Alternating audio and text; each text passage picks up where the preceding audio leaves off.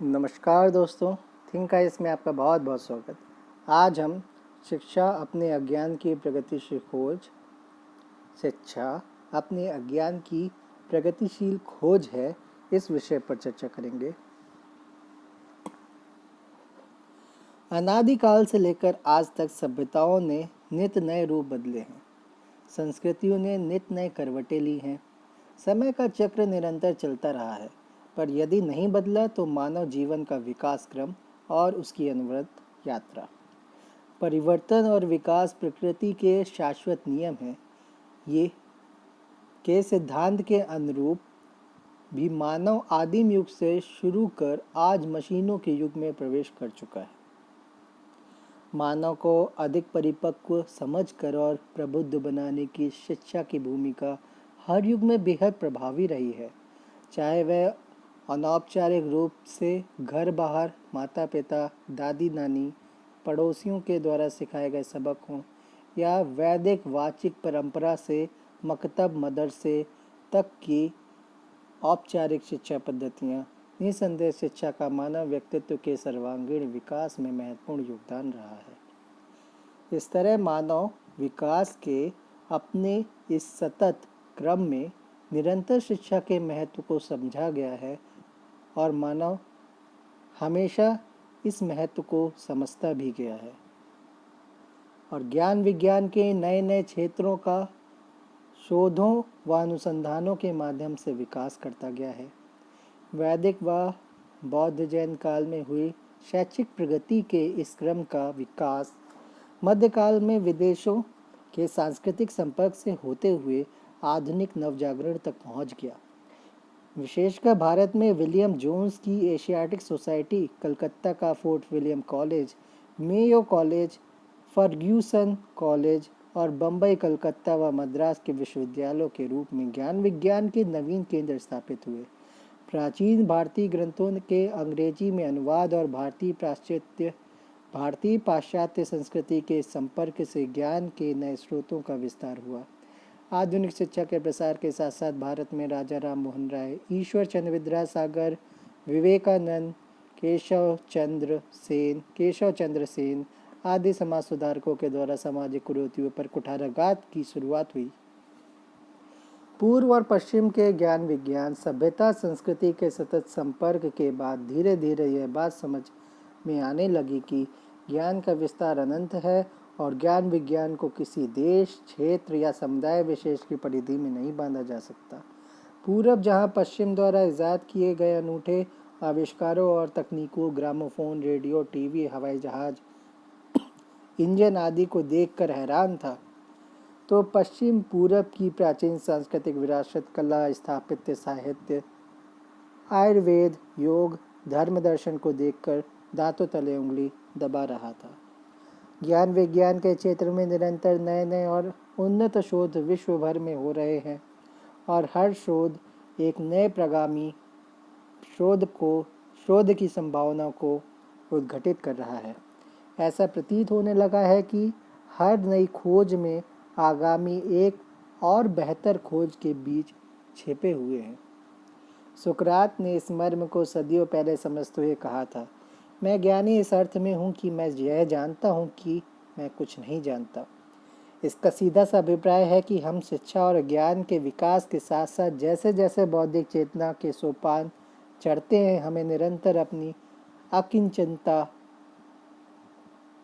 लघुता और अल्पज्ञता का बोध होने लगता है। शायद इसलिए गांधी ने आह्वान किया था कि हमें अपने खिड़की दरवाजे आने वाली हवाओं के लिए खुले रखने चाहिए। ये अकारण नहीं था कि ऋग्वेद के युग के ऋषि चारों दिशाओं से शिक्षा और ज्ञान को आमंत्रित कर रहे थे। आ नो भद्रः क्रतवो यन्तु विश्वतः। दरअसल शिक्षा अपने अज्ञान की एक प्रगतिशील खोज ही है। ज्यों ज्यों हम ज्ञान के इस अथाह सागर में डुबकी लगाते हैं, इससे निकले अनुभव के मोती हमें इस बात का एहसास कराते हैं कि अभी बहुत कम जाना है और अभी बहुत कुछ जानना बाकी है।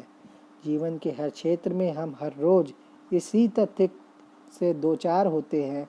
धार्मिक, दार्शनिक व आध्यात्मिक क्षेत्र में देखें तो भारतीय षट दर्शन व जैन बौद्ध दर्शन से नव्य वेदांत तक नित नवीन चिंतन सामने आते रहे हैं और ईश्वर जीव जगत के रहस्यों पर से पूरी तरह पर्दा भी उठना बाकी है। पाश्चात्य दर्शन में भी सुकरात, प्लेटो, अरस्तु से कांट, हीगल, मार्क्स तक दर्शन की अनसुलझी पहेलियाँ अभी भी मानव के लिए अबूझ ही हैं। यदि इस क्षेत्र में कोई स्पष्ट निष्कर्ष स्थापित होते हो तो विश्व भर में इतनी परस्पर विभिन्न धार्मिक दार्शनिक मान्यता अस्तित्व में न होती। लिहाजा मानव पर्याप्त अध्ययन के बाद यह अनुभव करता है कि अभी हम ज्ञान की कुछ बूंद ही चख पाए हैं और पूरा सागर अभी बाकी है। कबीर ने अपने इस अनुभव को कुछ इस तरह व्यक्त किया था: पोथी पढ़े पढ़े जग मुआ, पंडित भया न कोय। सामाजिक और राजनीतिक क्षेत्र में तो हमेशा सुधार और समझ की गुंजाइश बनी रहती है। विशेषकर भारतीय समाज और राजनीति अपनी संरचना में बहुत जटिल है। कहीं एकल व संयुक्त परिवार का द्वंद्व है तो कहीं जातियों, उपजातियों, जनजातियों का विराट संसार। भारतीय समाज का जितना अध्ययन करते जाते हैं हम पाते हैं कि उसके और नए पहलू सामने आ रहे हैं। राष्ट्रपिता महात्मा गांधी ने अपनी आत्मकथा सत्य के साथ मेरे प्रयोग में अनेक स्थानों पर अपनी अल्पज्ञता, भूलों और त्रुटियों की ओर संकेत किया है। अक्सर यह देखा गया है कि जिन भी महापुरुषों ने प्रज्ञा के उच्च स्तर को छुआ, उन्होंने अपने अज्ञान को उतनी ही ईमानदारी से स्वीकार किया। सच ही कहा गया है कि बड़े बड़ाई ना करें, बड़े न बोलें बोल, रहीमन हीरा कब कहे, लाख टको मेरो बोल। वैयक्तिक और मनोवैज्ञानिक स्तर पर हम दिन प्रतिदिन के व्यवहार में नित नए पाठ सीखते हैं। मनोवैज्ञानिक या मनोविज्ञान के अध्येता जहां नवीन अनुसंधान के माध्यम से मस्तिष्क की नए परतें खोलने में जुटे हैं, वहीं अमेरिकी राष्ट्रपति बराक ओबामा, जो पूर्व राष्ट्रपति थे, उन्होंने भी मस्तिष्क पर अनुसंधान के लिए करोड़ों डॉलर का एक नया कार्यक्रम शुरू किया है, जिसको एलॉन मस्क द्वारा संचालित किया जा रहा है। चिकित्सा विज्ञान के क्षेत्र में तो इतनी तेजी से गति से अनुसंधान हो रहे हैं कि रोज नए रोग, नए टीके और उनके उपचार सामने आ रहे हैं। जंतु विज्ञान व पादप विज्ञान के अध्येता आज तक यह दावा नहीं कर सके कि उन्होंने दुनिया की सारी प्रजातियों की खोज कर ली है। पुरातात्विक खोजों से ही 1921 में पता चला था कि भारत में वैदिक सभ्यता से पहले भी सिंधु नदी के किनारे हड़प्पा मोहनजोदारो की सभ्यता फलती फूलती रही थी। आज भी हम बहुत से क्षेत्रों पर जनजातियों की संस्कृति तक पहुंच नहीं सके। विश्व भर के साहित्य को पढ़ने पर हम पाते हैं कि दुनिया कितनी वैविध्यपूर्ण और बहुरंगी है और हम अभी इस बारे में कितना कम जानते हैं। साहित्यिक सांस्कृतिक क्षेत्र में देखें तो हम पाते हैं कि अभी संस्कृति और साहित्य के इतने रंग अछूते हैं कि उन पर अध्ययन और शोध का एक पूरा स्कोप अभी बाकी है। पुरातात्विक खोजों से ही 1921 में पता चला था कि भारत में वैदिक सभ्यता से पहले भी सिंधु नदी के किनारे हड़प्पा मोहनजोदारो की सभ्यता फल फूल रही थी। आज भी हम बहुत से क्षेत्रों और जनजातियों की संस्कृति तक पहुंच नहीं सके हैं। विश्व भर के साहित्य को पढ़ने पर हम पाते हैं कि दुनिया कितनी वैविध्यपूर्ण और बहुरंगी है और हम अभी इस बारे में कितना कम जानते हैं। इसके अतिरिक्त औपचारिक अध्ययन के दायरे से बाहर जो मुक्त भ्रमण के माध्यम से शिक्षा अर्जन है, वह भी जीवन के समझने का एक महत्वपूर्ण माध्यम है। निदा फाजली लिखते हैं, धूप में निकलो, घटाओं में नहा कर देखो, जिंदगी क्या है, किताबों को हटा कर देखो। इस तरह हम जीवन के प्रत्येक क्षेत्र और स्तर पर अनुभव करते हैं कि शिक्षा दर्शन हमें यह बोध कराती है कि हम कितने अज्ञानी हैं। हम समाज में अपने आसपास अक्सर कुछ ऐसे लोगों को देखते हैं जो थोड़ा बहुत आधा कचरा ज्ञान जुटाकर शेखी बगाड़ते और पांडित्य प्रदर्शन करते घूमते रहते हैं। थोथा चना बाजे घना, empty vessel makes much noise. पर जो सचमुच सुशिक्षित, प्रबुद्ध और ज्ञानी लोग होते हैं, वे स्वयं को अज्ञानी, अकिंचन, अल्पज्ञ मानते हैं।